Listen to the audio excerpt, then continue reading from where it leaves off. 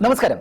കേരള രാഷ്ട്രീയത്തിൽ ഭരണ തുടർച്ച എന്ന ചരിത്രപരമായ വിസ്മയം സൃഷ്ടിച്ച ഇടതുപക്ഷ മുന്നണി ഇന്ന് കനത്ത പ്രതിരോധത്തിലാണ്. വിജയത്തിന്റെ തിളക്കം ഭരണകൂടത്തെ ജനങ്ങളിൽ നിന്ന് അകറ്റിയോ എന്ന ഗൗരവകരമായ സംശയമാണ് സമീപകാല തിരഞ്ഞെടുപ്പ് ഫലങ്ങൾ നൽകുന്നത്.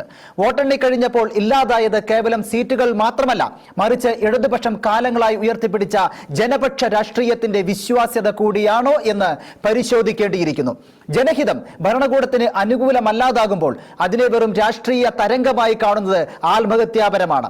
സാധാരണക്കാരന്റെ അടുക്കളയിലെ ആവലാതികൾ കേൾക്കാതെ പോകുന്നതും വിമർശനങ്ങളെ പുച്ഛിച്ചു തള്ളുന്ന ഭരണശൈലിയും ഒരു പ്രബുദ്ധ സമൂഹത്തിൽ തിരിച്ചടികൾ മാത്രമേ സമ്മാനിക്കൂ. പാർട്ടിയും ഭരണകൂടവും ഒരുപോലെ വിചാരണ ചെയ്യപ്പെടുന്ന ഈ ഘട്ടത്തിൽ വീഴ്ചകൾ സമ്മതിക്കാനുള്ള ആർജവമാണോ അതോ തെറ്റുകൾ ന്യായീകരിക്കാനുള്ള വാശിയാണോ പാർട്ടിയെ നയിക്കുന്നത്?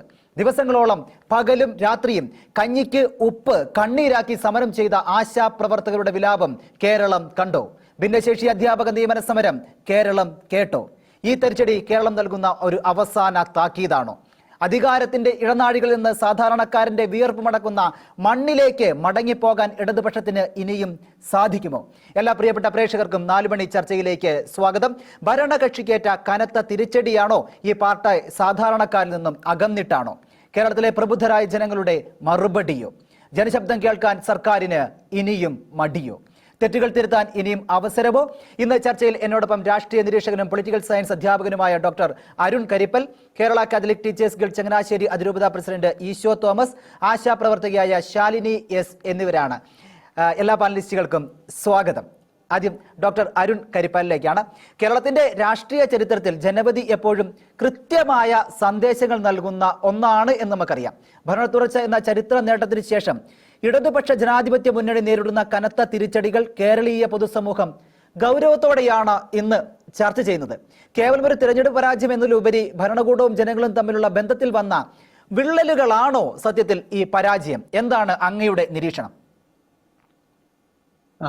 നമ്മുടെ ഈ 2025 തദ്ദേശ സ്വയംഭരണ തെരഞ്ഞെടുപ്പ് ഫലം പുറത്തേക്ക് വരുമ്പോൾ നമുക്ക് അതിൽ നിന്ന് കിട്ടുന്ന ഒരു സൂചന എന്ന് പറയുന്നത്, ഈ കഴിഞ്ഞ 9.5 വർഷമായിട്ട് കേരളം ഭരിച്ചുകൊണ്ടിരിക്കുന്ന ഇടതുപക്ഷ ജനാധിപത്യ മുന്നണിക്കെതിരായിട്ടുള്ള ഒരു ജനഹിതമായിട്ടാണ്, ഒരു ജനഹിത പരിശോധനയായിട്ട് തന്നെ നമുക്ക് കാണാൻ വേണ്ടിയിട്ട് പറ്റും. നേരത്തെ ഇവിടെ തുടക്കത്തിൽ സൂചിപ്പിച്ചതുപോലെ കഴിഞ്ഞ 9.5 വർഷം സമൂഹത്തിന്റെ എല്ലാ മേഖലയിൽപ്പെട്ട ആളുകളെയും അവരുടെ വിഷയങ്ങൾ ഏറ്റെടുക്കുന്നതിൽ, അതിനെ അഡ്രസ്സ് ചെയ്യുന്നതിൽ സർക്കാർ പരാജയപ്പെട്ടിട്ടുണ്ട് എന്നുള്ളത് തന്നെയാണ് കാണാൻ വേണ്ടി പറ്റുന്നത്. അപ്പൊ അത് വോട്ടിലൂടെ ജനങ്ങൾ, ആ വിഭാഗം, എല്ലാ വിഭാഗത്തിൽപ്പെട്ട ജനങ്ങളും അവരുടെ ഒരു പ്രതിഷേധ വോട്ടായിട്ട് ഈ തദ്ദേശ തെരഞ്ഞെടുപ്പിലെ വോട്ട് മാറി എന്നുള്ളത് കാണാൻ വേണ്ടി പറ്റും. നമ്മൾ കാണേണ്ട ഒരു കാര്യം എന്ന് പറഞ്ഞു കഴിഞ്ഞാൽ, ഈ തെരഞ്ഞെടുപ്പിന് തൊട്ട് മുന്നേ നമ്മുടെ ഈ 3 മുന്നണികളും, കേരളത്തിലെ ഇടതുപക്ഷ ജനാധിപത്യ മുന്നണിയും ഐക്യ ജനാധിപത്യ മുന്നണിയും അതുപോലെ തന്നെ BJP-യുടെ NDA ഉൾപ്പെടെയുള്ള 3 മുന്നണികളും അവരുടെ പ്രതീക്ഷകൾ പങ്കുവച്ചിട്ടുണ്ടായിരുന്നു. അപ്പൊ ഇടതുപക്ഷ മുന്നണിയെ പ്രതികരിച്ചുകൊണ്ട് CPM-ന്റെ സംസ്ഥാന സെക്രട്ടറി ആയിട്ടുള്ള MP ഗോവിന്ദൻ മാഷ് പറഞ്ഞത്, നിലവില് ആ ഒരു ഇത് വെച്ചിട്ട് 5 കോർപ്പറേഷനാണ് ഉണ്ടായിരുന്നത്. 5 കോർപ്പറേഷൻ നമുക്ക് ഈ ഇലക്ഷൻ കഴിയുമ്പോഴേക്ക് 6ലേക്ക് ഉയർത്തുകയും മുനിസിപ്പാലിറ്റിയിലും പഞ്ചായത്തുകളിലൊക്കെ കൂടുതൽ ഭൂരിപക്ഷത്തിൽ അധികാരത്തിലേക്ക് വരാൻ വേണ്ടി പറ്റുമെന്നും, കഴിഞ്ഞ 9.5 വർഷമായിട്ടുള്ള കേരളത്തിലെ ഇടതുപക്ഷ സർക്കാരിനെതിരായിട്ട് ഒരു ഭരണവിരുദ്ധത ഇല്ല, അതുകൊണ്ട് തന്നെ എന്താണ് ഒരു ജനഹിത പരിശോധനയായിട്ട് ഈ തെരഞ്ഞെടുപ്പ് മാറും എന്നാണ് അദ്ദേഹം പറഞ്ഞത്. അതേസമയം VD സതീശൻ പറഞ്ഞ ഒരു കാര്യം എന്ന് പറയുന്നത്, നിലവിൽ 1 കോർപ്പറേഷനാണ് ഉണ്ടായിരുന്നത്. ആ ഒരു കോർപ്പറേഷൻ 3ലേക്ക് ഉയർത്തും, ചിലപ്പോൾ അത് 4ലേക്കായിട്ടും, അതുപോലെ മുനിസിപ്പാലിറ്റിയിലും പഞ്ചായത്തുകളിലും നില മെച്ചപ്പെടുത്തും എന്നുള്ള ഒരു ഇതാണ്. ഭരണത്തിനെതിരായിട്ടുള്ള ഒരു ഭരണവിരുദ്ധത ഉണ്ട്, അത് തെരഞ്ഞെടുപ്പിൽ പ്രതിഫലിക്കുമെന്നാണ് പറഞ്ഞത്. BJP-യെ സംബന്ധിച്ചിടത്തോളം BJP-യുടെ സംസ്ഥാന ജനറൽ സെക്രട്ടറി ആയിട്ടുള്ള MD രമേശ് പറഞ്ഞത്, 20% വോട്ടുകൾ ആയിട്ട് BJP-യുടെ വോട്ട് വിഹിതം ഉയർത്തുകയും 12 മുനിസിപ്പാലിറ്റികളിൽ അധികാരത്തിലേക്ക് വരികയും തൃശ്ശൂര്, തിരുവനന്തപുരം ഈ 2 കോർപ്പറേഷനിലും BJP അധികാരത്തിൽ വരുമെന്നാണ് അവര് പറഞ്ഞത്. നമ്മുടെ തെരഞ്ഞെടുപ്പ് ഒരു ഫലം നമ്മൾ വിശകലനം ചെയ്യുമ്പോൾ നമുക്ക് കാണുന്നത്, ഈ ഭരണ തുടർച്ച ആഗ്രഹിക്കുന്ന ഇടതുപക്ഷ സർക്കാരിനെ സംബന്ധിച്ചിടത്തോളമുള്ള ഒരു തിരിച്ചടിയും, അതുപോലെ തന്നെ 9.5 വർഷമായിട്ട് പ്രതിപക്ഷത്തിരിക്കുന്ന UDF ഒരു അനുകൂലമായിട്ടുള്ള ഒരു വിധിയാണ് എന്നുള്ളതാണ്. അതോടൊപ്പം തന്നെ BJP സംബന്ധിച്ചിടത്തോളം അവർക്ക് ഒരു സ്വാധീനം ഇവിടെ കേരളത്തിൽ ഉറപ്പിക്കാൻ വേണ്ടിയിട്ടുള്ള ശ്രമമാണ്. അതിന് അവർക്കൊരു പ്രതീക്ഷ നൽകുന്ന ഒരു തെരഞ്ഞെടുപ്പ് വിധിയായിട്ട് നമുക്കിത് കാണാൻ വേണ്ടിയിട്ട് പറ്റും. അപ്പൊ തീർച്ചയായിട്ടും ഈ സാധാരണഗതിയിൽ UDF സംബന്ധിച്ചിടത്തോളം നമ്മൾ ഭരണവിരുദ്ധതയുടെ ഒരു നേട്ടം അത് UDF ഉണ്ടായിട്ടുണ്ട് എന്നുള്ളത് തന്നെയാണ് നമുക്ക് കാണാൻ വേണ്ടി പറ്റുന്നത്. കോർപ്പറേഷൻ VD സതീശൻ സൂചിപ്പിച്ചതുപോലെ 3-ൽ നിന്ന് അത് 1-ൽ നിന്ന് 4 വന്നു. അതേസമയം ഒരു ഇടതുപക്ഷത്തെ സംബന്ധിച്ചിടത്തോളം 6 പ്രതീക്ഷിച്ച അവര് കോഴിക്കോട് കോർപ്പറേഷനിൽ മാത്രമായിട്ട് ഒതുങ്ങുന്ന ഒരു സാഹചര്യമായിട്ടാണ് കാണാൻ വേണ്ടി പറ്റുന്നത്. നമ്മുടെ ഈ പഞ്ചായത്തിന്റെയും അതുപോലെ ജില്ലാ പഞ്ചായത്തിന്റെയും മുനിസിപ്പാലിറ്റിയുടെയും ഒക്കെ നമ്മുടെ കണക്കുകൾ നമ്മൾ നിരന്തരം ഈ ദിവസങ്ങളിൽ ചർച്ച ചെയ്തിട്ടുണ്ട്. അപ്പൊ നമ്മൾ കാണേണ്ട ഒരു കാര്യം എന്ന് പറഞ്ഞു കഴിഞ്ഞാൽ ഈ തെരഞ്ഞെടുപ്പ് വിധി വന്നതിന് ശേഷം ഇടതുപക്ഷം എത്രത്തോളം ഇതിനെ ഉൾക്കൊണ്ടിട്ടുണ്ട് എന്നുള്ളത് ഇപ്പോഴും ഒരു സംശയമാണ്. പ്രതികരണങ്ങളിൽ നിന്ന് അങ്ങനെയാണ് മനസ്സിലാവുന്നത്. പക്ഷെ നമുക്ക് കാണാൻ വേണ്ടി പറ്റുന്നത് ഗ്രാമീണ മേഖലയിൽ ഗ്രാമപഞ്ചായത്ത് തൊട്ട് കോർപ്പറേഷൻ വരെയുള്ള വോട്ട് ചെയ്ത ആളുകൾ അവരുടെ ഒരു ഭരണവിരുദ്ധതയ്ക്കെതിരായിട്ടുള്ള ഒരു വോട്ടായിട്ട് തന്നെയാണ് രേഖപ്പെടുത്തിയിരിക്കുന്നത്. 1694 വാർഡുകൾ പുതുതായിട്ട് കൂട്ടിച്ചേർക്കപ്പെട്ടിട്ടുണ്ട്. ഈ പുതിയ വാർഡുകൾ കൂട്ടിച്ചേർക്കപ്പെട്ടപ്പോൾ പലതും ഹൈക്കോടതി വരെ കയറിയ സംഭവങ്ങൾ ഉണ്ടായിട്ടുണ്ട്. ഭരിക്കുന്ന ഗവൺമെന്റിന് അനുകൂലമായിട്ടുള്ള വാർഡുകൾ പോലും അതിന്റെ ഒന്നും ഒരു ഗുണം ഇടതുപക്ഷത്തിന് കിട്ടിയില്ല എന്നുള്ളത് നമുക്ക് കാണാൻ വേണ്ടി പറ്റും. പഞ്ചായത്തിലേക്ക് എടുത്തു കഴിഞ്ഞാൽ കഴിഞ്ഞ തെരഞ്ഞെടുപ്പുമായിട്ട് താരതമ്യം ചെയ്യുമ്പോൾ ഗ്രാമപഞ്ചായത്തിൽ അവർക്ക് 628 വാർഡുകൾ നഷ്ടം വന്നപ്പോൾ UDF 2321 വാർഡുകൾ കിട്ടിയിട്ടുണ്ട്. ബ്ലോക്ക് പഞ്ചായത്തിലേക്ക് വരുമ്പോഴും LDF 325 വാർഡുകൾ കുറഞ്ഞപ്പോൾ 548 വാർഡുകൾ UDF അനുകൂലമായിട്ട് ജനം തെരഞ്ഞെടുത്തിട്ടുള്ളതായി കാണാം. ജില്ലാ പഞ്ചായത്തിലേക്ക് വരുമ്പോഴും 7 ജില്ലാ പഞ്ചായത്തുകളും ഒപ്പത്തിനൊപ്പമായി നിൽക്കുമ്പോഴും നമുക്ക് കാണാൻ വേണ്ടി പറ്റുന്നത് ആകെയുള്ള 346 എടുത്തു കഴിഞ്ഞാൽ കഴിഞ്ഞ തവണ ഇടതുപക്ഷത്തിന് കിട്ടിയതിൽ നിന്ന് 72 ഡിവിഷനുകൾ കുറഞ്ഞപ്പോൾ 79 ഡിവിഷൻ UDF ലഭിക്കുന്ന സാഹചര്യം ഉണ്ടായി.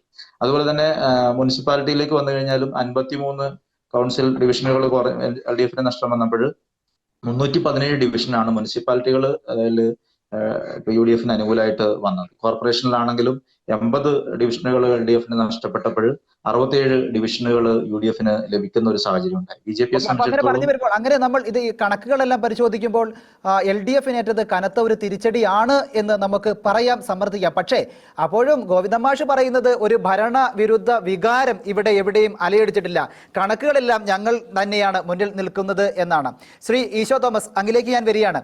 അതായത് ഇപ്പോൾ സർക്കാരിന്റെ ഭാഗം പറയുന്നത്, ഗോവിന്ദമാഷ് തന്നെ അടക്കമുള്ള ആളുകൾ പറയുന്നത്, യാതൊരു വിധത്തിലുള്ള ഭരണവിരുദ്ധ വികാരവും കേരളത്തിൽ പ്രതിഫലിച്ചിട്ടില്ല, ഇവിടെ യാതൊന്നും സംഭവിച്ചിട്ടില്ല, ഞങ്ങളുടെ വോട്ടുകൾ കൂടിയിട്ട് മാത്രമേ ഉള്ളൂ.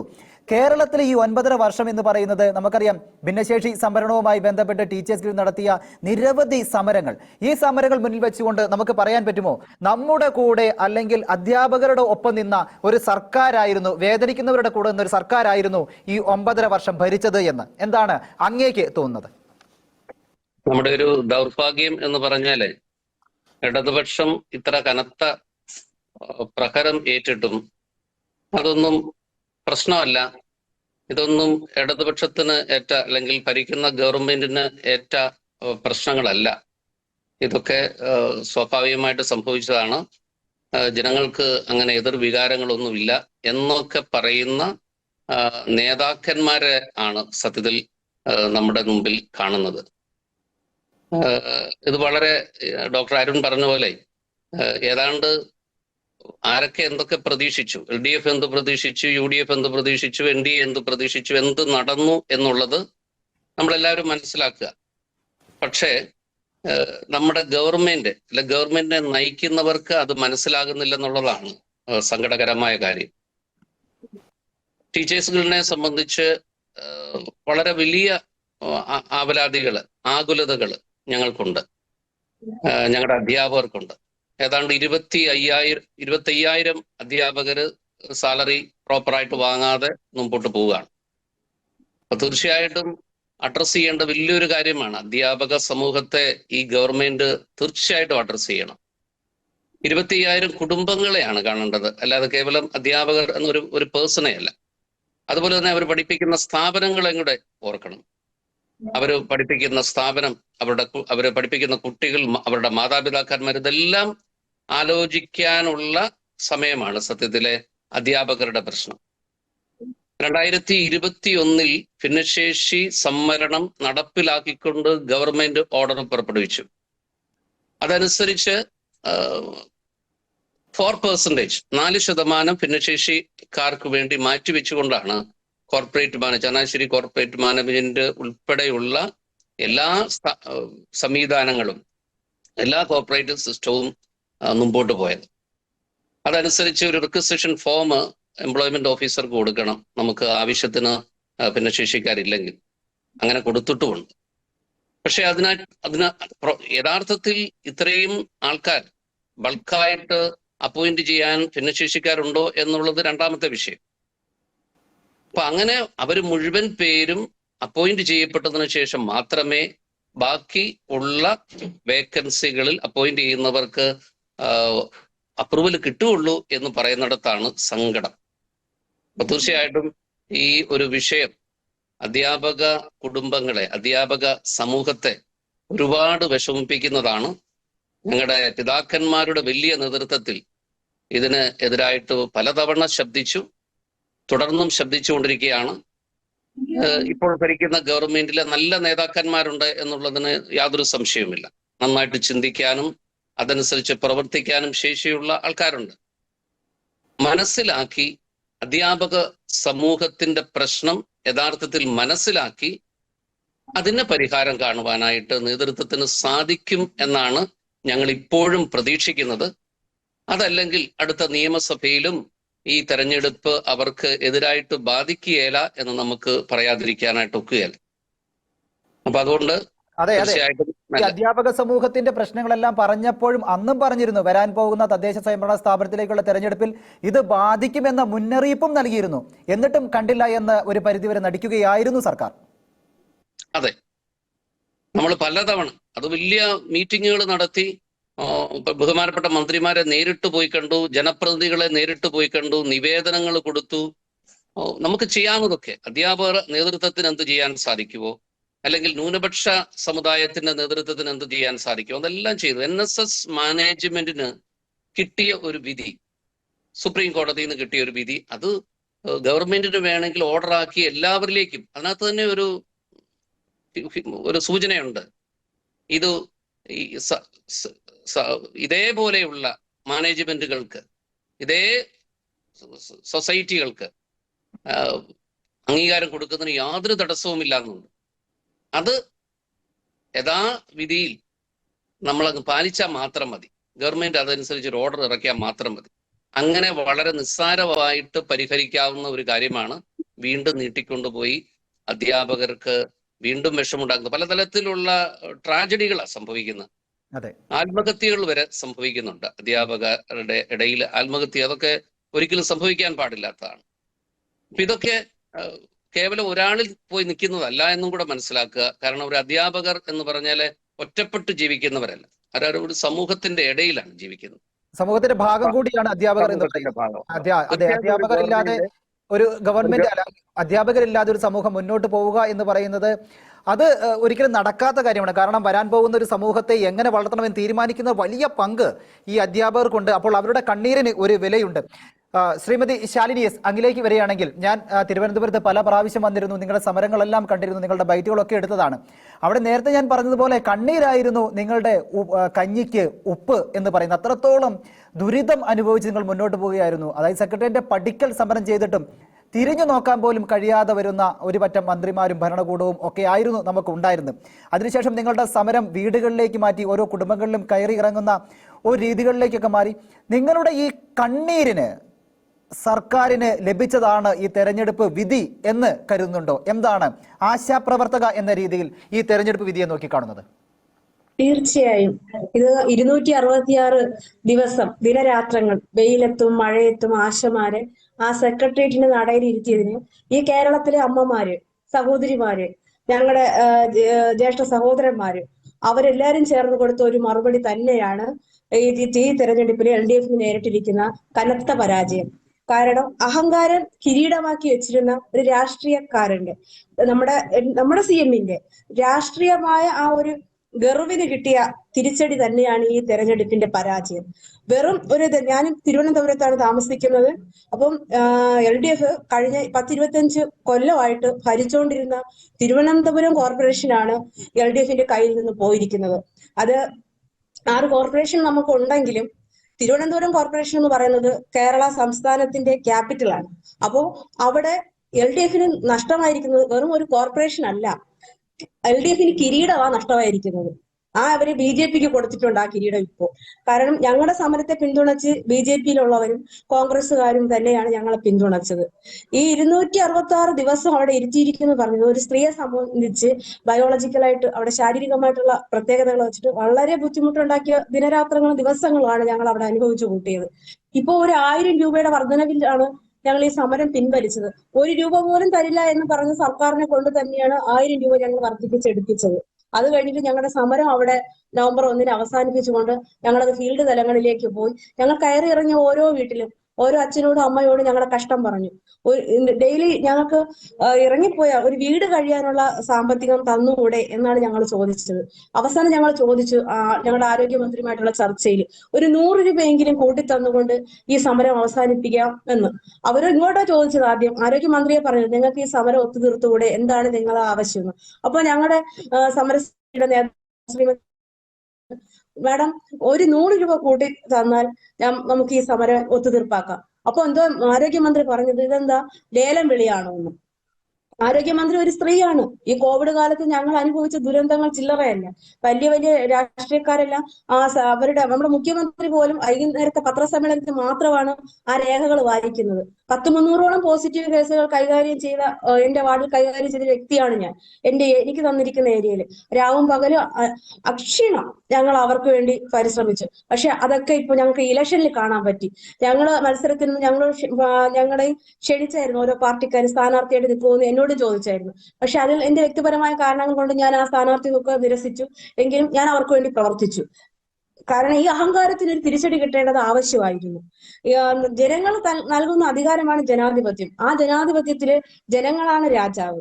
അല്ലാതെ നമ്മുടെ സേവനം ചെയ്യാൻ വേണ്ടി സന്നദ്ധരായിട്ട് വരുന്ന രാഷ്ട്രീയക്കാരല്ല രാജാവ്. നമ്മുടെ രാജഭരണമൊക്കെ മാറിയിട്ടാണ് നമ്മൾ ജനാധിപത്യ വ്യവസ്ഥ തിരഞ്ഞെടുത്തത്. അപ്പൊ ആ ജനാധിപത്യ വ്യവസ്ഥയ്ക്ക് അനുസരിച്ച് ജനങ്ങളോട് കടമപ്പെട്ടിരിക്കേണ്ട ഉത്തരവാദിത്വം ഓരോ രാഷ്ട്രീയ പ്രവർത്തകനും ഉണ്ട്. അപ്പൊ എന്നെ ഏൽപ്പിച്ചിരിക്കുന്ന ജോലി അത് എനിക്ക് തന്നിരിക്കുന്ന കിട്ടിയിരിക്കുന്ന ഏരിയയിൽ ജനങ്ങൾക്ക് എത്തിക്കുക എന്നതാണ് എന്റെ കർത്തവ്യം. അത് ഞങ്ങള് തുച്ഛമായ വേതനത്തിനാണ് ഞങ്ങൾ ഈ പണിയെടുക്കുന്നതെങ്കിലും ഞങ്ങളെ കൊണ്ട് ആവശ്യം പാലിയേറ്റീവുകാർക്കാവട്ടെ, ഗർഭിണികൾക്കാവട്ടെ, കുട്ടികൾക്കാവട്ടെ, മറ്റേതൊരു ആൾക്കായാലും അവർക്കുള്ള സഹായങ്ങൾ എത്തിച്ചു കൊടുക്കാറുണ്ട്. അപ്പൊ അതൊരു സേവനമാണ്. രാഷ്ട്രീയവും ഒരു സേവനം തന്നെയാണ്, ഒരു സ്വയം സേവനം. അപ്പം ജനങ്ങളോട് നമുക്കുള്ള പ്രതിബദ്ധത കണക്കിലെടുത്തുകൊണ്ടാണ് ഈ ഒരു മേഖലയിലേക്ക് ഓരോ രാഷ്ട്രീയ പ്രവർത്തകരും കടന്നു വരേണ്ടത്. അല്ലാതെ സ്ഥാനമാനങ്ങൾക്കുള്ള ഒരു അധികാരമോഹത്തിന്റെ ആയിട്ടുള്ള ഒരു വന്നു കഴിഞ്ഞാൽ ഇതൊക്കെ ആയിരിക്കും പൊതുജനം അവർക്ക് കൊടുക്കുന്ന മറുപടിയാണ് ഈ ഇലക്ഷനിലൂടെ സംഭവിച്ചിരിക്കുന്നത്. വളരെയേറെ സംഭവിക്കുന്നുണ്ട്. ഇതൊരു പാഠമാണ് സർക്കാരിന്. തീർച്ചയായും. ഡോക്ടർ അരുൺ, അതായത് ജനാധിപത്യത്തിന്റെ ഏറ്റവും വലിയ സൗന്ദര്യം അല്ലെങ്കിൽ നീതി എന്നൊക്കെ പറയുന്നത് ജനഹിതം അംഗീകരിക്കുക എന്നുള്ളത് തന്നെയാണ്. അപ്പോൾ ഈ ജനഹിതം അംഗീകരിച്ചുകൊണ്ട് ഇനിയൊരു തിരിച്ചുവരവ് LDFന് സാധ്യമാണോ? എന്താണ് അങ്ങയുടെ നിരീക്ഷണം?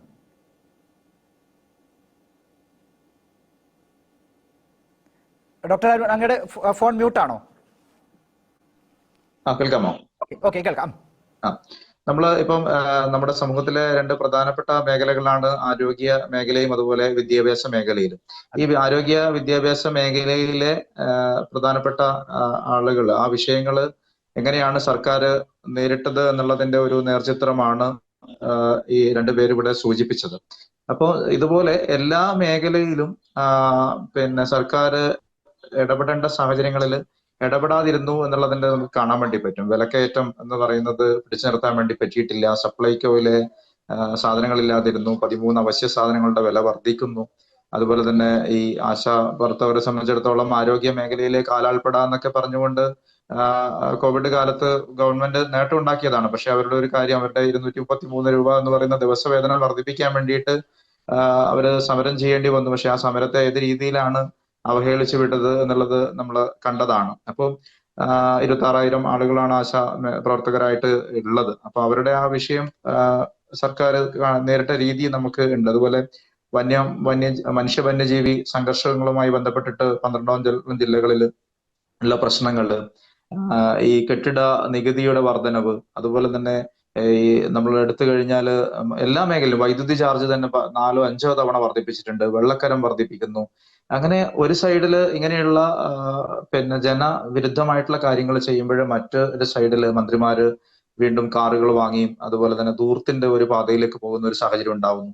അതുപോലെ തന്നെ ശബരിമല വിഷയം നമ്മൾ കണ്ടതാണ്. ഇപ്പോൾ ശബരിമല എന്ന് പറയുന്ന ഒരു ഹിന്ദു ക്ഷേത്രത്തിനപ്പുറം കേരളത്തിന്റെ ഒരു മതസൗഹാർദ്ദത്തിന്റെ ഒരു ഇതുകൂടിയാണ് ശബരിമല ക്ഷേത്രം എന്ന് നമുക്കറിയാം. അപ്പോ അവിടുത്തെ ഭക്തര് വിശ്വാസത്തോടു കൂടി ചെയ്യുന്ന കാര്യങ്ങള്, അപ്പൊ അവിടെ സ്വർണ്ണപ്പാളി അത് ചമ്പായി മാറുന്നു. അതുമായി ബന്ധപ്പെട്ട് പാർട്ടിയുടെ 2 ഉന്നതമായിട്ടുള്ള ആളുകൾ, മുൻ MLA-യും പാർട്ടിയുടെ ഔദ്യോഗിക ജില്ലാ കമ്മിറ്റി അംഗമൊക്കെ ജയിലിലേക്ക് പോകുന്നു. അവർക്കെതിരെ ഒന്നും നടപടിയെടുക്കാനുള്ള ഒരു ശ്രമം സർക്കാരിന്റെ ഭാഗത്തുനിന്ന് അല്ലെങ്കിൽ പാർട്ടിയുടെ ഭാഗത്തുനിന്ന് ഉണ്ടായിട്ടില്ല. അപ്പൊ ഇത്തരം ഒരു സാഹചര്യത്തില് ഈ തെരഞ്ഞെടുപ്പ് ഫലം എന്ന് പറയുന്നത്, ജനഹിതം എന്ന് പറയുന്നത് ജനത്തെ മറന്ന ഒരു സർക്കാരിന് ഉള്ള ഒരു തിരിച്ചടിയാണ്. പക്ഷെ ആ ഒരു തിരിച്ചടിയിൽ നിന്ന് പാഠം, ആ ഒരു തിരിച്ചറിവായി കണ്ടുകൊണ്ട് തെറ്റുതിരുത്തി മുന്നോട്ട് പോകുന്നതിന് പകരം ഇവിടെ സർക്കാരിന്റെ ഭാഗത്തു നിന്ന് പ്രതികരിക്കുന്ന പാർട്ടിയുടെ സെക്രട്ടറി ഉൾപ്പെടെയുള്ള ആളുകള് ആ പരാജയം ഉൾക്കൊള്ളുകൊണ്ട് തെറ്റുതിരുത്തി മുന്നോട്ട് പോകും എന്നുള്ള ഒരു വസ്തുതയോ അല്ലെങ്കിൽ എന്താണ് ആ തരത്തിലുള്ള വർത്തമാനങ്ങളൊന്നും പറയാതെ ഇപ്പോഴും അല്ലെങ്കിൽ MM മണിയെ പോലുള്ള ആളുകൾ പറഞ്ഞത് ആനുകൂല്യങ്ങൾ തന്നിട്ട് വോട്ട് ചെയ്തില്ല എന്ന് പറയുന്ന രീതിയിൽ ജനത്തെ അവഹേളിക്കുന്ന രീതിയിലുള്ള കാര്യങ്ങളാണ് ഉണ്ടാവുന്നത്. ഇനിയും ഈ പറയുന്ന ചില രീതിയിലുള്ള തെറ്റുതിരുത്തുകൾ നടത്തി 6 മാസം എന്ന് പറയുന്നത് രാഷ്ട്രീയത്തിലെ ഒരു വലിയ കാലമാണ്. സ്വാഭാവികമായിട്ടും നമ്മൾ ഈ തെരഞ്ഞെടുപ്പിന്റെ ഒരു ചിത്രങ്ങൾ നമ്മൾ കാണുമ്പോൾ 80 മണ്ഡലങ്ങളിലാണ് ഇപ്പൊ UDF മുന്നിൽ നിൽക്കുന്നത്.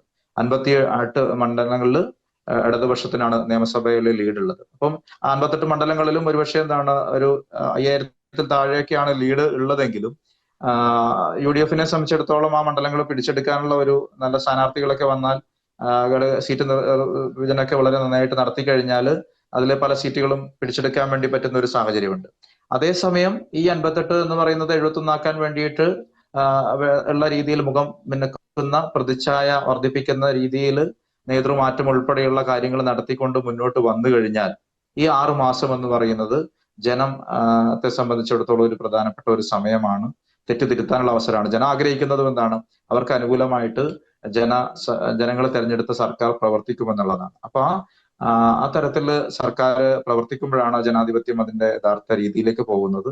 അതൊരു തിരിച്ചറിവായി കണ്ടുകൊണ്ട് ജനങ്ങൾക്ക് വേണ്ടിയിട്ടുള്ള പ്രവർത്തനങ്ങൾ നടത്താൻ സർക്കാർ മുന്നോട്ട് വന്നു കഴിഞ്ഞാൽ അവർക്ക് പ്രതീക്ഷയ്ക്ക് വകയുണ്ട് എന്നുള്ളത് തന്നെയാണ്. പക്ഷെ അവരതിന് തയ്യാറാണോ എന്നുള്ളത് ഈ തെരഞ്ഞെടുപ്പ് വിധി വന്നതിന് ശേഷമുള്ള അവരുടെ ചർച്ചകളും മാധ്യമങ്ങൾക്ക് മുന്നിലുള്ള അവരുടെ സംസാരങ്ങളിൽ നിന്നൊക്കെ, നേതാക്കന്മാരുടെ സംസാരങ്ങളിൽ നിന്നും അത്തരത്തിലൊരു പാഠം ഉൾക്കൊണ്ടിട്ടില്ല. ജനത്തെ വോട്ട് ചെയ്ത ജനത്തെ മോശപ്പെടുത്തുന്ന രീതിയിലുള്ള പെരുമാറ്റമാണ് ഉണ്ടാവുന്നത് എന്നുള്ളതാണ് അതിലൊരു ദൗർഭാഗ്യകരമായിട്ടുള്ള കാര്യം. തീർച്ചയായും ശ്രീ ഈശോ തോമസ്, അതായത് ഈ വിമർശനങ്ങളെ ഉൾക്കൊള്ളുന്നതിനും സാധാരണക്കാരുടെ പരാതികൾക്ക് പരിഹാരം കാണുന്നതിനും പലപ്പോഴും സർക്കാർ പിന്നോട്ട് പോയി എന്നുള്ളൊരു തെളിവ് തന്നെയാണ് ഇത്രത്തോളം സമരങ്ങൾ നടത്തേണ്ടി വന്നത്. എന്താണ് ടീച്ചേഴ്സ് ഗിൽഡിന്റെ ഭാഗത്ത് നിന്ന് സർക്കാരിനോട് ഇനിയും പറയാനുള്ളത്? നേരത്തെ നമ്മൾ തദ്ദേശ സ്വയംഭരണ തെരഞ്ഞെടുപ്പിന് മുൻപ് പറഞ്ഞിരുന്നു, കാരണം ഈ അധ്യാപകരുടെ പ്രശ്നത്തിൽ ഒരു പരിഹാരം ഉണ്ടായില്ലെങ്കിൽ ഇത് തെരഞ്ഞെടുപ്പിനെ ബാധിക്കും, അത് പ്രതിഫലിക്കും എന്നുള്ളത് തന്നെ. ഇപ്പോൾ തെരഞ്ഞെടുപ്പ് കഴിഞ്ഞിരിക്കുകയാണ്, വിധി വന്നിരിക്കുകയാണ്. ഇപ്പോൾ ടീച്ചേഴ്സ് ഗിൽഡിന് പറയാനുള്ളത് എന്താണ്? മുമ്പേ സൂചിപ്പിച്ചതുപോലെ അടുത്ത തലമുറയെ വാർത്തെടുക്കേണ്ടവരാണ് അധ്യാപകർ. അധ്യാപകര് അടുത്ത തലമുറയെ വാർത്തെടുക്കുന്നു. അതുപോലെ തന്നെ ഒരു സർക്കാരിന്റെ മഹത്വം എന്ന് പറയുന്നത്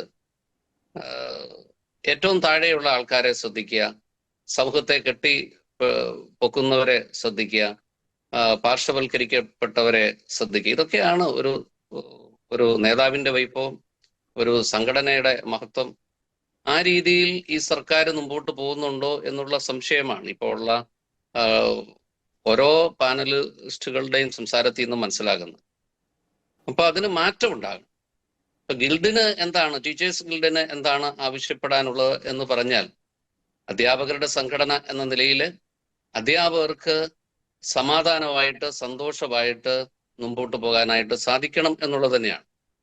അതിന് അവർക്ക് വേണ്ടത് അർഹതപ്പെട്ട വേതനം വേണം. നമുക്ക് രണ്ട് സ്ട്രീമിനെ ഒന്ന് ചിന്തിക്കാം. ഒന്ന് ഗവൺമെന്റ് സ്കൂളുകൾ, അവിടെ അപ്പോയിന്റ്മെന്റ് നടത്തി ആ മാസം തന്നെ സാലറി കിട്ടും, ഒരു പ്രശ്നവുമില്ല. അതേ ക്വാളിഫിക്കേഷനും ബാക്കി എല്ലാ ടെസ്റ്റുകളും എല്ലാം പാസ്സായി വരുന്ന ഒരാൾ എയ്ഡഡ് സ്കൂളിൽ വന്നാൽ ചിലപ്പോൾ 1 വർഷം എടുക്കും അപ്രൂവൽ ആകാൻ, ചിലപ്പം 2 ആവും, ചിലപ്പോൾ 3 വർഷമാകും, 5ഉം 6ഉം അതിലും കൂടുതൽ വർഷം വെയിറ്റ് ചെയ്യുന്ന അധ്യാപകർ നമ്മുടെ ഇടയിലുണ്ട്.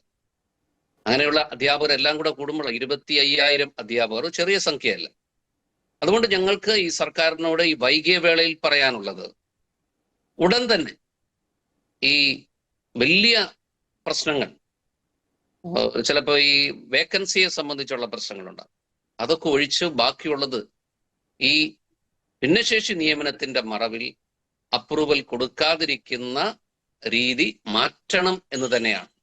അതിന് തീർച്ചയായിട്ടും ബഹുമാനപ്പെട്ട വിദ്യാഭ്യാസ മന്ത്രി എല്ലാ വിദ്യാഭ്യാസ വകുപ്പ് മേലുദ്യോഗസ്ഥരോടും പറഞ്ഞാൽ നടപ്പാക്കാൻ പറ്റും.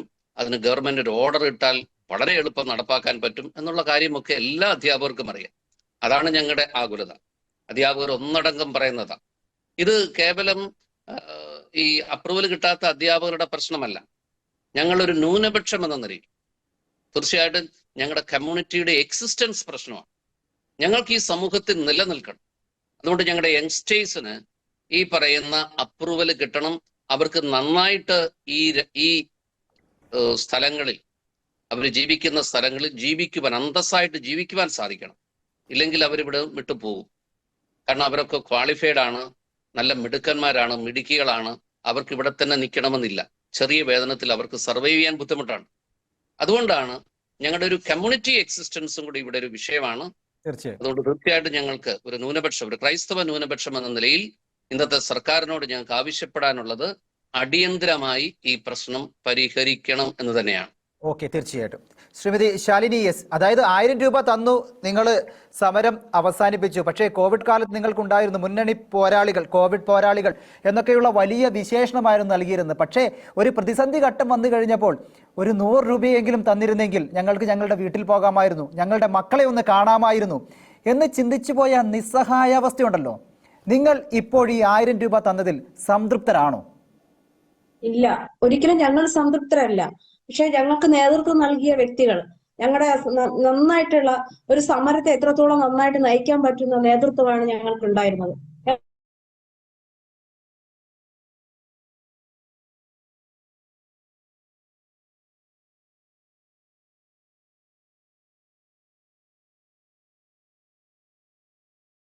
അവിടെയും പോയി പ്രസംഗം നടത്തിയ ഒരു വ്യക്തിയാണ് ഞാൻ. ഞങ്ങളുടെ ആവശ്യങ്ങളെ കുറിച്ച് പറഞ്ഞതായിരുന്നു. അവിടെ അറിയാലോ കണ്ണൂരിനെ കുറിച്ചൊക്കെ ഉള്ള ഏറ്റവും പാർട്ടിയുടെ പ്രബലരായിട്ട് നിൽക്കുന്ന ഓരോ സാധാരണ വ്യക്തികൾ പോലും ആ പ്രസംഗം കേട്ട് അവിടെ വന്ന് കൈയടിച്ചിട്ട് ഞങ്ങളെ പ്രോത്സാഹിപ്പിച്ച് പോയ ആൾക്കാരാണ്. അപ്പോ ഞങ്ങൾ ഇങ്ങനെ ഓരോന്നിടത്തും പോയപ്പോഴത്തേക്ക് ഞങ്ങൾ സമരം തുടങ്ങി 50-ാം ദിവസമാണ് ഞങ്ങളൊക്കെ മുടി മുറിച്ച് സമരം ചെയ്തു. അത് എന്റെ അമ്മയുടെ പ്രായമുള്ള ആന്റിയാണ്, പത്മജ എന്ന് പറയും. അവര് മുടി എല്ലാം മുട്ടയടിച്ച് അതൊക്കെ വാർത്താ ചാനലിലൊക്കെ കാണിക്കുന്നുണ്ട്. തലയിൽ കൈ വെച്ചിട്ട് ദൈവത്തെ വിളിച്ച് അവർ കരയുന്നുണ്ട്. കാരണം ആ അമ്മയുടെ കാലൊക്കെ കാണും.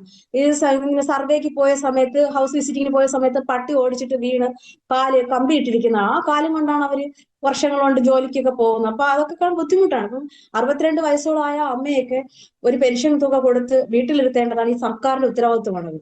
നമ്മൾ വാർദ്ധക്യ പെൻഷനായിട്ടൊക്കെ കൊടുക്കുന്നില്ല, വിധവ പെൻഷൻ കൊടുക്കുന്നില്ല. അപ്പം അവര് MSS എന്ന് പറഞ്ഞ സംഘടനയിലൂടെ ഈ ആശാപ്രവർത്തകരായിട്ട് വന്നവരാണ്. 10-30 വർഷത്തെ സേവനം അനുഷ്ഠിച്ച വ്യക്തികളാണ് അവര്.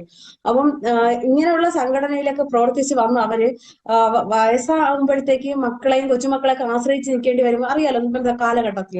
അപ്പൊ സ്വന്തമായിട്ട് ഒരു പെൻഷൻ തുക കിട്ടിയെങ്കിൽ അത് മക്കൾക്ക് കൊടുത്തിട്ട് അവരിൽ നിന്ന് ഫുഡ് വാങ്ങി കഴിക്കാനും അവരോടൊപ്പം കഴിയാനൊക്കെ അവർക്കൊരു മനസ്സിനൊരു സന്തോഷം ഉണ്ടാവും. ഒരു ആശ്രയമില്ലാതെ പോകുന്ന ഒരവസ്ഥ. അത്രത്തോളം അമ്മമാരുണ്ട്. 60 വയസ്സോളം പോകുന്ന ഒരുപാട് പേരുണ്ട്. അപ്പം അങ്ങനെയുള്ളവർക്കൊക്കെ ഒരു പെൻഷൻ തുക കൂടെ കൊടുത്ത് ഇട്ടിരുന്നെങ്കിൽ എന്ത് സന്തോഷമായിരുന്നു. ഈ ഗവൺമെന്റിന് ഞങ്ങൾ പ്രൊട്ടക്ഷൻ ചെയ്ത് കൊണ്ടുവന്ന ഗവൺമെന്റ് തന്നെയാണിത്.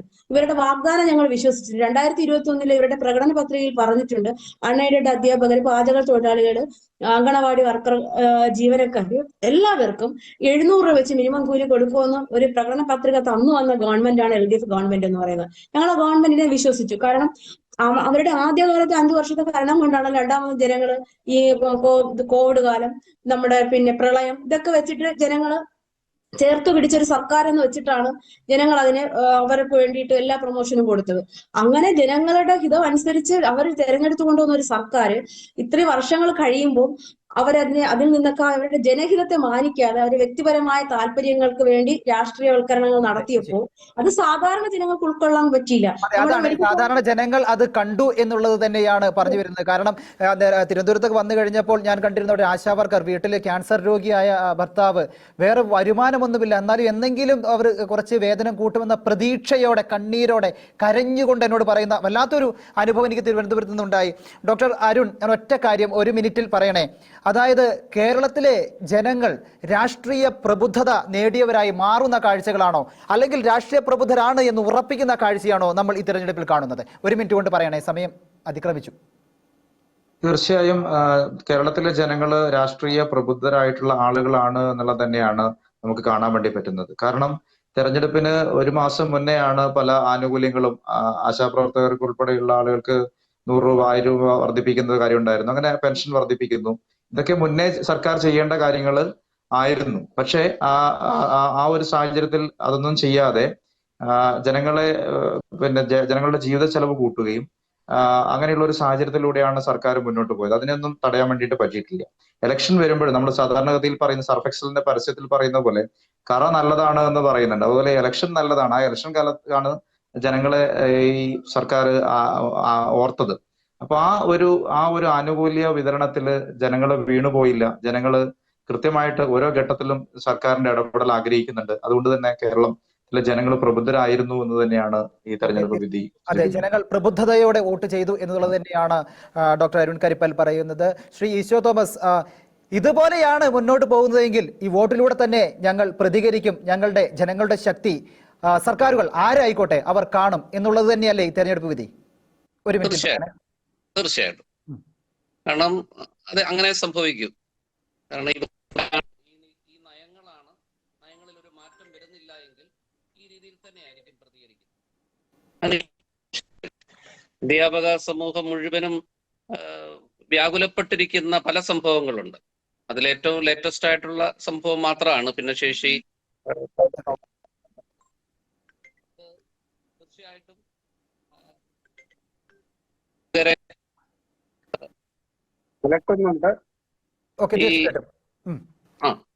അതെ, അതായത് അധ്യാപകരെ ഈ സമൂഹത്തോട് ഇങ്ങനെ ചെയ്തു കഴിഞ്ഞാൽ, അല്ലെങ്കിൽ ഇങ്ങനെ മാറ്റി നിർത്തപ്പെട്ട് കഴിഞ്ഞാൽ വോട്ടിലൂടെ തന്നെ വലിയ രീതിയിലുള്ള പ്രതികരണം ഉണ്ടാകും എന്നുള്ളത് തന്നെയാണ്. ശ്രീ ശാലിനി, അതായത് അമ്മമാരാണ്, പെൺകുട്ടികളാണ്, സ്ത്രീകളാണ് നമ്മൾ കണ്ടു, തെരുവിൽ കിടന്നുറങ്ങുന്ന കാഴ്ചയെ കണ്ടു കഴിഞ്ഞു. ഈ ഇലക്ഷനിലെ ഈ തെരഞ്ഞെടുപ്പിലെ ഏറ്റവും വലിയൊരു പ്രത്യേകത എന്ന് പറയുന്നത് സ്ത്രീകളുടെ വോട്ടുകൾ കൂടുതലായിരുന്നു എന്നുള്ളതാണ്. ഞാൻ ശ്രീ അരുൺ കരിപ്പൽ ഡോക്ടറിന്റെ ഒരു ലേഖനം വായിച്ചിരുന്നു. സ്ത്രീകളും യൂത്തും കൂടുതൽ വോട്ട് ചെയ്ത ഒരു കണക്കൊക്കെ നിരത്തിയിട്ടുണ്ടായിരുന്നു. അപ്പോൾ ഇത് സ്ത്രീകളുടെ ഒരു വിജയമായിട്ട് അങ്ങ് കരുതുന്നുണ്ടോ ശ്രീമതി ശാലിനി എസ്? തീർച്ചയായിട്ടും സ്ത്രീകളുടെ വിജയമായിട്ട് തന്നെയാണ് ഞാൻ ഈ തെരഞ്ഞെടുപ്പിനെ കാണുന്നത്. ഇതിനേക്കാളും വോട്ട് പ്രതിഫലിക്കുമായിരുന്നു. ഞങ്ങളുടെ വാർഡ് വിഭജനത്തോടു കൂടി ഞങ്ങളുടെ പല ആശാ വർക്കർമാർ സ്ഥാനാർത്ഥികളായിട്ടൊക്കെ നിന്നിട്ടുണ്ടായിരുന്നു. ചിലയിടത്ത് ജയിച്ചു. ഞങ്ങൾ തിരുവനന്തപുരത്ത് നിസ്സാര വോട്ടുകൾക്കൊക്കെയാണ് ഞങ്ങളുടെ ആശമാര് പിന്നിലേക്ക് പോയത്. അവിടെ വേറെ രാഷ്ട്രീയ അജണ്ടകൾ ഉണ്ടായിരുന്നു, അത് ഞങ്ങൾ പിന്നീട് അറിഞ്ഞു. എന്നാലും ഞങ്ങളുടെ ആശമാർക്ക് നല്ലൊരു ഭൂരിപക്ഷം നേടിയെടുക്കാൻ കഴിഞ്ഞിട്ടുണ്ട്. ജനങ്ങൾ കൊടുത്ത സമ്മതിദാനം തന്നെയാണത് അവരുടെ പ്രവർത്തനങ്ങൾക്ക്. ഞങ്ങൾക്ക് അതൊരു കുറച്ചിലായിട്ട് തോന്നുന്നില്ല. വന്നു 266 ദിവസങ്ങളെന്ന് പറയുന്നത് ദിനരാത്രങ്ങൾ ആ സെക്രട്ടറിയുടെ നടയിൽ കിടന്നുറങ്ങിയ ഒരു വ്യക്തിയാണ് ഞാൻ. ആ ദിവസങ്ങളിലൊക്കെ മഴ നനഞ്ഞും മഴയത്തൊന്നും സമരം ചെയ്തും ഒക്കെ. പിന്നെ സാർ ഇവിടെ പറഞ്ഞതുപോലെ ഞാൻ പറഞ്ഞല്ലോ, ഞാൻ ഏഷ്യാനെറ്റ് ന്യൂസിന്റെ ഏതൊരു ചാനലിലാണെന്ന് തോന്നുന്നു CPM-ന്റെ അഡ്വക്കേറ്റ് അനിൽകുമാറുമായിട്ടൊരു ഡിബേറ്റ് അങ്ങനെ ഞങ്ങൾ ഉണ്ടായിരുന്നു. ആ സമയത്ത് ഞാൻ പുള്ളി ഒരുപാട് CPM-ന്റെ രാഷ്ട്രീയ നേതാക്കൾ ഞങ്ങൾ അപമാനിച്ച് സംസാരിച്ചതിനെ പറ്റി പുള്ളിയും അത് എടുത്തു വെച്ച് പറഞ്ഞു. നമ്മുടെ കേന്ദ്രമന്ത്രി സുരേഷ് ഗോപി വന്നു കുട തന്നു, അതിന്റെ കൂടത്ത് ചുംബനം തന്നു എന്നൊക്കെ പറഞ്ഞുകൊണ്ട് വലിയ അങ്ങ് ഇതാക്കി പാട്ട് പാടിയിരുന്നു എന്നുള്ള വെച്ചിട്ടൊക്കെ ഒരുപാട് അവർ സൈബർ ആക്രമണങ്ങൾ നേരിട്ട വ്യക്തികളാണ് ഞങ്ങൾ ഈ ആശാ വർക്കർമാർ എന്ന് പറയുന്നത്. അപ്പൊ ഞാൻ അന്ന് ആ പുള്ളിയോട് പറഞ്ഞിട്ട് സ്ത്രീകളെ അപമാനിക്കരുത്, ഇതിന് സ്ത്രീകൾ തീർച്ചയായിട്ടും അടുത്ത ഇലക്ഷനിലൂടെ നിങ്ങൾക്ക് അമ്മമാര് ഇത് കേട്ടുകൊണ്ടിരിക്കുന്ന അമ്മമാര് മറുപടി തരുമെന്ന് പറഞ്ഞു. എന്തായാലും അന്നത്തെ വാക്കുകൾ കേട്ടതോ ഇപ്പോഴത്തെ ഞങ്ങൾ പ്രവർത്തനത്തിൻ്റെതിലോ ആണോ അമ്മമാർ എന്തായാലും സ്ത്രീകൾ അതിനോടൊപ്പം നിന്നു, പ്രതികരിച്ചു, വോട്ടിലൂടെ അവരതിന്റെ ഞാൻ പോയി ഓരോരുത്തും പറഞ്ഞായിരുന്നു വീടുകളില് ഞങ്ങളെ 266 ദിവസം ഇങ്ങനെ പെരുമഴയത്തും വെയിലത്തും ഇരുത്തിയവരെ നിങ്ങൾ മറക്കല്ലേ ചേച്ചി. തീർച്ചയായിട്ടും ഒരു ഭരണമാറ്റം വേണം, തുടർച്ചയായി ഒരു ഭരണം ആർക്കും കൊടുക്കാൻ പാടില്ലെന്നതാണ് ജനാധിപത്യത്തിൽ ഒരു വ്യവസ്ഥയായിട്ട് എനിക്ക് തോന്നിയിട്ടുള്ളത്. കാരണം അധികാരം അത് രാഷ്ട്രീയക്കാരുടെ ഔദാര്യമല്ല, ജനങ്ങൾ കൊടുക്കുന്ന ഔദാര്യമാണ്. ജനങ്ങളുടെ ഔദാര്യവും ജനങ്ങളുടെ വിലപ്പെട്ട സമ്മതിദാന അവകാശമായി നമ്മുടെ വോട്ട് മേടിച്ചിട്ട് അധികാരത്തിൽ വന്നിട്ട് അവരെ വെറുതെ പുറംകാലിന് ചവിട്ടി മെതിക്കലല്ല. ഞങ്ങളുടെ വോട്ട് ജനാധിപത്യം എന്ന് പറയുന്നത് തന്നെ ജനങ്ങൾക്ക് വേണ്ടി തെരഞ്ഞെടുക്കപ്പെടുക എന്നുള്ളതാണ്. ഇങ്ങനെ തെരഞ്ഞെടുക്കപ്പെടുന്ന സർക്കാരുകൾ ജനഹിതത്തിൽ നിന്നും മാറി നിൽക്കുമ്പോൾ ജനങ്ങൾ പിടിച്ച് പുറത്തേക്കിടും എന്ന കാര്യത്തിൽ യാതൊരു തർക്കവുമില്ല. അവരുടെ ശബ്ദം വോട്ടിലൂടെയാണ്, അവരുടെ നാവ് വോട്ടുകളാണ്, അവരുടെ ശക്തിയും ബലവും വോട്ടുകളാണ്. ജനമായിരിക്കണം ഭരിക്കേണ്ടതും ഭരിക്കപ്പെടേണ്ടതും. അവരുടെ മുകളിൽ കയറാൻ ശ്രമിച്ചാൽ താഴെ വീഴുക തന്നെ ചെയ്യും. തെറ്റുകൾ തിരുത്തി മുന്നോട്ട് വരാൻ തയ്യാറായാൽ ജനം പങ്കെടുത്ത പാനലിസ്റ്റുകൾക്കും പ്രിയപ്പെട്ട പ്രേക്ഷകർക്കും വളരെയധികം നന്ദി.